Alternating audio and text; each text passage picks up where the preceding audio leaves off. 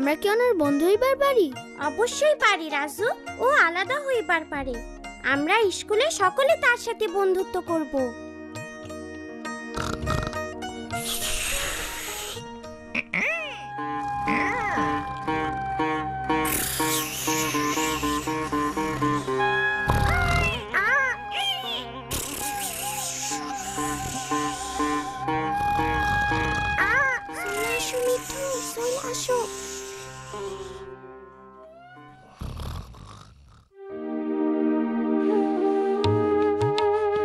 আপাই কইল কাল থেকে সে আমাগো লগে ক্লাস করব।